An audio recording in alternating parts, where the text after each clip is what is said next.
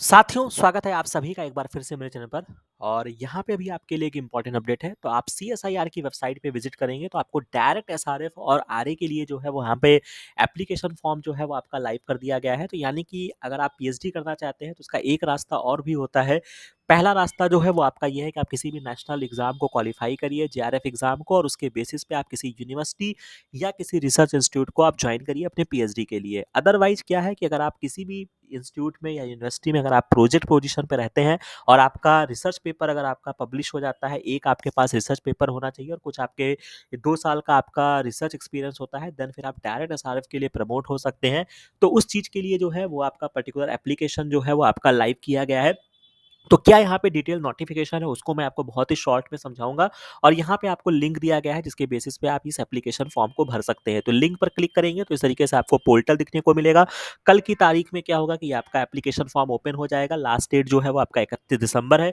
तो आपको 31 दिसंबर से पहले अगर आप एसआरएफ का फॉर्म भरना चाहते हैं तो उसके लिए आप भर लीजिए। अगर आप आरए जो कि आपका आफ्टर पीएचडी आपका एप्लीकेशन होता है तो उसके लिए भी आपको समय रहते हुए यहाँ पे एप्लीकेशन फॉर्म को फिल करना है। तो बाकी यहाँ पे क्या डिटेल नोटिफिकेशन बोली गई है वो मैं आपको बहुत ही शॉर्ट में यहाँ पे समझा देता हूँ। तो ये आपका एसआरएफ और आरए के लिए नोटिफिकेशन है जो कि आपका 28 नवंबर से 31 दिसंबर तक चलने वाला है। पर्टिकुलर लिंक पे जाके आपको अपने एप्लीकेशन फॉर्म को भरना होगा। बाकी इसेंशियल क्वालिफिकेशन क्या है वो सबसे ज़्यादा इंपॉर्टेंट है।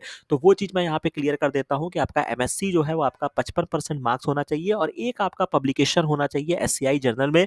और आपका 2 साल का पोस्ट एमएससी रिसर्च एक्सपीरियंस यहाँ पे मैटर करता है। तो यानी कि 2 साल का आपका रिसर्च एक्सपीरियंस होना चाहिए और आपका एक पब्लिकेशन होना चाहिए। अब यहाँ पे एक इंपॉर्टेंट चीज़ है कि यहाँ पे ये बात मेंशन नहीं की गई है आपका जो पब्लिकेशन है वो आपका फर्स्ट ऑथर होना चाहिए या सेकंड ऑथर होना चाहिए, मतलब आपका फर्स्ट ऑथर पेपर है या नहीं है। तो मुझे लगता है कि कोई भी पब्लिकेशन अगर आपका है जिसमें आपका नाम मेंशन है तो आप यहाँ पे एलिजिबल है।